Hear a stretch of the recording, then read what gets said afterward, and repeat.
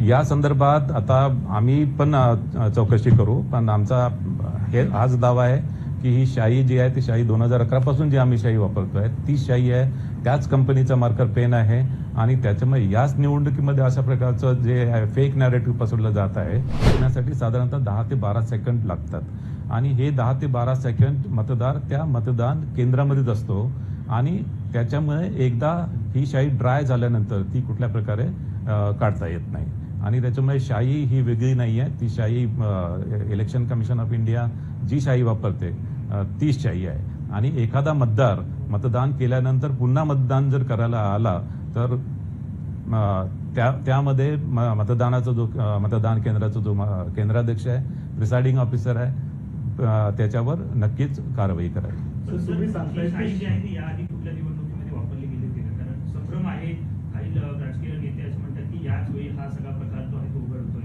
त्यांना काही स्पष्टीकरण द्या. हा ऍक्च्युली संभ्रम पसरवला जात आहे आणि ही शाई 2011 पासून आम्ही वापरत आहे.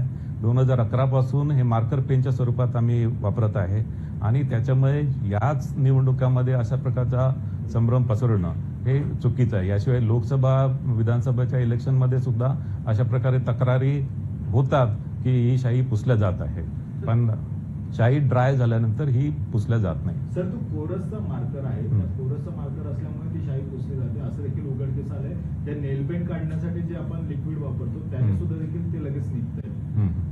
नाही, आता कोरस कंपनीचे जे आम्ही मार्कर पेन वापरत आहे 2011 पासून एकाच कंपनीचे आम्ही मार्कर पेन वापरत आहे, दुसऱ्या कंपनीचे आम्ही वापरलेले नाही आहेत. एकाच कंपनीचे जे 2011 पासून आम्ही एकाच कंपनीचे मार्कर पेन वापरले आहेत. तुम्ही सांगतायत की जे मार्कर तुम्ही 2011 पासून मात्र या अगोदर असं दिसत नव्हतं, मात्र 1 तासानंतरून ती पूर्ण शाई तर जातेच आहे. पण दुसरीकडे जे लिक्विड आहे म्हणजे आपलं हँडवॉश करण्यासाठी जे लिक्विड वापरतो त्याने देखील ती शाई जाते असे देखील प्रकार उघडकीस आले.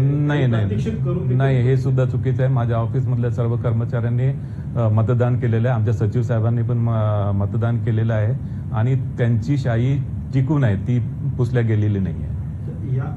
हे जे काही प्रकार समोर आलाय त्याच्यामध्ये जे दुबार मतदान आहे त्याची इतर आणखी यादीमध्ये ज्यांची नाव आहेत त्याच्यासाठी फायदा होऊन निवडणुकीत गैरप्रकार होऊ शकतात असा एक आता भीती व्यक्त केली जाते. नाही, आता कसं निवडणूक नाही, हे चुकीचं आहे. दुबार मतदार आहेत, दुबार मतदारांची पूर्ण ओळख पटल्याशिवाय त्यांना मतदान करू दिलं जात नाही आणि इथे मुंबई महापालिकेमध्ये दुबार मतदारांना 2 ओळखपत्र मागितलं जात आहे आणि तिथे मतदान कक्षामध्ये मतदान प्रतिनिधी आहेत, जे उमेदवारांचे प्रतिनिधी आहेत आणि उमेदवारांचे प्रतिनिधी त्या मतदार संघामधलेच आहे, त्या प्रभागामधलेच आहे आणि त्याच्यामुळे असा मतदार जर त्यांना आढळून आला की जो पुन्हा मतदान करण्यासाठी आला तर त्याच्यावर नक्की मतदान केलं तर तशी कारवाई करायला. मुंबई महापालिकेने चौकशीचे आदेश दिलेले आहेत, निवडणूक आयोग काही चौकशी करणार आहे का या सगळ्या प्रकाराची? या संदर्भात आता आम्ही पण चौकशी करू, पण आमचा हाच दावा आहे की ही शाई जी आहे ती शाई 2011 पासून जी आम्ही शाई वापरतोय तीच शाई आहे, त्याच कंपनीचा मार्कर पेन आहे आणि त्याच्यामुळे याच निवडणुकीमध्ये अशा प्रकारचं जे फेक नॅरेटिव्ह पसरवलं जात आहे.